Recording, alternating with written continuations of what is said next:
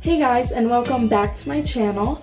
Today's video, if you can tell by the title, I will be reviewing the Wet n Wild Photo Focus Foundation, the new Dewy formula. So in a second you will see me barefaced and ready to go, so prepare yourselves. But I just wanted to have a few quick notes in here. I wasn't planning on filming this video today, so I don't know. The lighting's not great. It's also like 7 o'clock, so I can't even get the look in natural lighting. But yeah, just want to put that little disclaimer out there. But without further ado, let's get right into the video. My skin is not looking the best right now, which is probably not the best time to be filming a foundation review, but I saw Tati do her review on this today and I just knew I had to try it out for myself because I have super dry skin, and Tati has raved about this foundation, the matte version, and I would never use any matte foundation because how dry my skin is. So out of my normal foundation, so it worked out perfectly. And yeah, I do have some dry patches going on, so I'm not going to blame the foundation if it's picking up on any of my dry patches.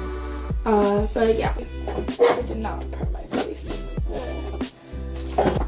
I didn't pick up their primer because I honestly forgot that it came out with they have a primer out now too, so you'll have to forgive me for that. I'm going to be using the Dr. Brandt Luminizer primer. Yeah, I don't know.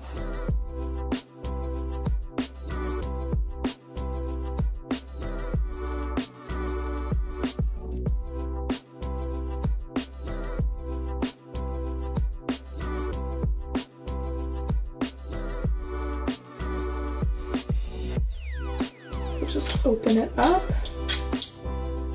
and it does have like an odd smell to it, which I sniffed it because Tati did mention that the other version or the other formula has a certain scent to it,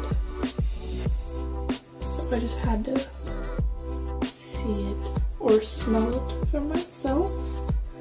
Okay, now that it's like a crazy person, I'm just going to be going in with the Real Techniques sponge.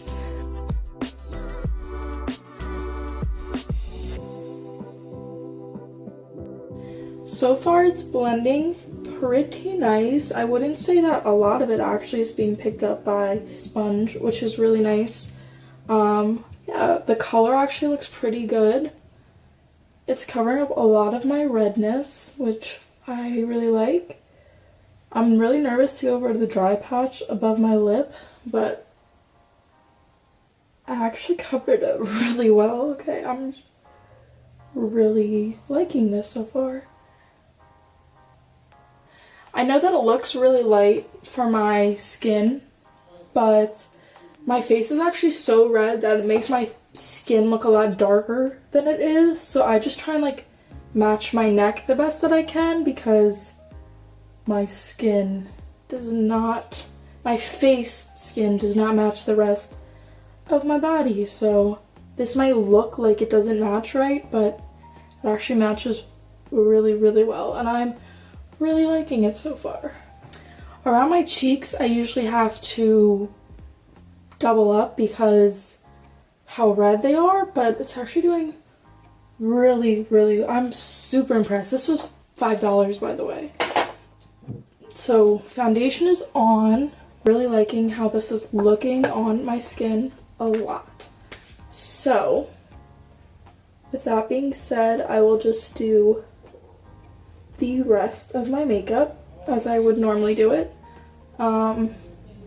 It's kind of coming up on my nose a little bit, but I have problems with foundation sticking to my nose a lot, so it could just be my skin. It is kind of highlighting this texture on my cheek that I wasn't really aware of, but that's to be expected with dewy foundations, so I'm not too concerned about that. Next, I'm just gonna go in, one second, with my e.l.f. concealer in the shade Light Sand. It looks like really messy, so please don't judge. I'm just gonna put that under my eyes.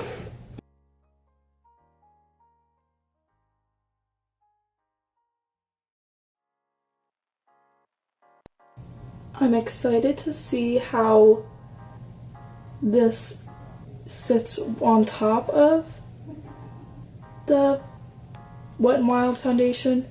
I've also never tried a Wet n Wild foundation before, so far I'm really impressed with how it's looking for the price, especially because the last couple of foundations that I've used were on the pricey side. So it would be really nice to have a moderately priced foundation. For reference, what I normally use is either the Bare Minerals Complexion Rescue Hydrating Gel Cream. It's more of like a BB cream, so not super full coverage. And then when I do want to go full coverage, I use the Bare Minerals Bare Pro liquid foundation. But so far, I'm actually liking this more than the Bare Minerals Pro liquid foundation. It is starting to oxidize a little bit because when I put it on it looked really light, and now it's kind of, there are literally children screaming outside my apartment right now. Next, I'm gonna go in with the Airspun loose face powder. Okay, while we're here and while I'm using this, I got this because everyone and their mother uses this. I'm gonna be honest, it's not my favorite foundation. It's not my favorite loose powder. I have a really hard time finding ones that I like. So I don't really use this to bake or anything. I kind of just brush it on where my foundation comes off more. I don't really like to let it sit on my face. Next, I'm going to go in with the Hoola bronzer and just bronze my cheeks a little bit. I don't know why this is looking so red right here. Like I said, I can't really tell if it is the foundation or if it's just how my cheeks are right now. Yeah, it looks kind of weird, but my makeup's not always like that, I promise. Okay. Yeah, it's just looking so dark. I don't like that. I apologize for whatever's going on here. It's not normally like that. Hopefully it doesn't show up that bad.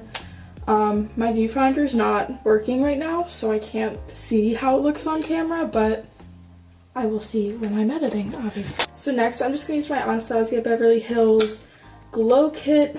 I don't even remember which one this is. I've had this for way too long. And then I'm gonna go in with the A23 brush and just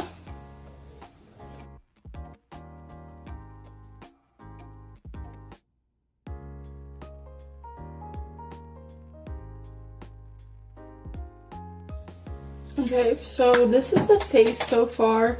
I'm really liking how it's turning out. Other than this weird patch thing going on, I'm not really sure what that's about. I'm gonna quickly do my eyes off camera and my lips, and then I will check back in with you guys for my final thoughts. So here's the final product. I do think it worked or turned out very well overall. There are a few, like this red area right there. I'm not really sure what that's about. I think it's just my skin, so I'm not going to blame that on the foundation. Just it is what it is.